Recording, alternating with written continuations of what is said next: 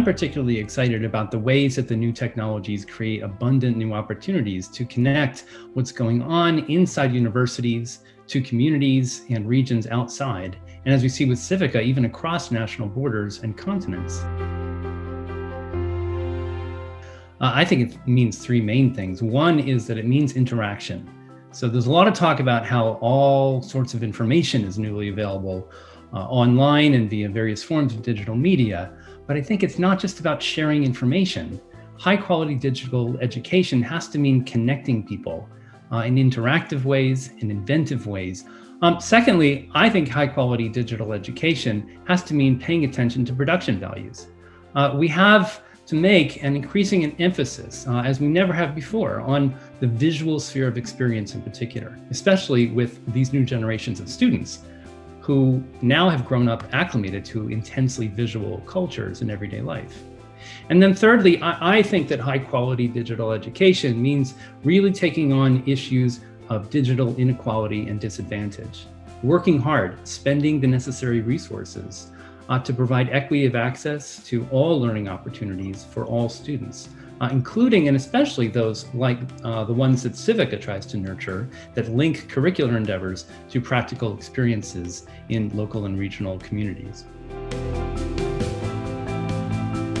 Planning and carrying out civically engaged research activities for students to do has long been an interest and a specialization of mine. How do we get students to do this kind of contact with community groups that, can provide a concrete basis and touch point for their sort of deeper internalization and more critical learning of the concepts that we're trying to teach in our courses?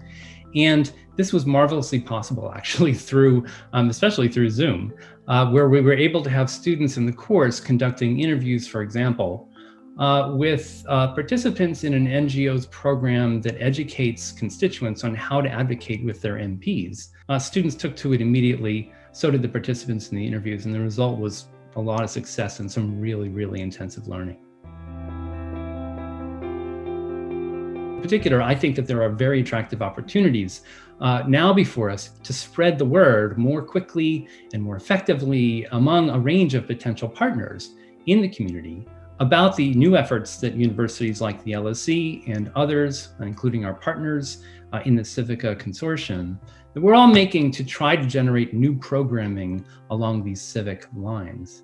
Also, I would say that digital media multiply the venues through which students not only can conduct research activities, but also how they can hone their leadership skills. And I mean that in the sense of exercising intellectual leadership by bringing the fruits of their research labors, not only to the individual partner organizations that we set them up with for special interaction, but also to reach broader audiences about what they've found, for instance, by blogging on public sites.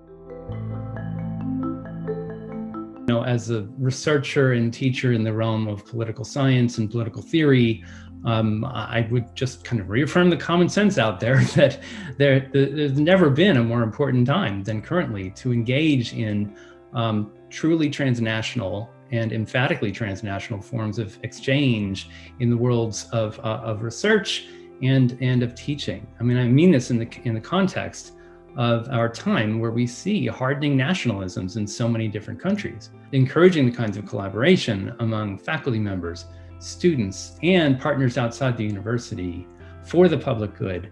It's just incredibly timely. I'd like to conclude by encouraging anyone who's viewing this to sign up for CIVICA's upcoming conference. You'll be able to learn a great deal more at that event about the challenges and opportunities that digitalization is providing in the world of higher education from lots of different perspectives.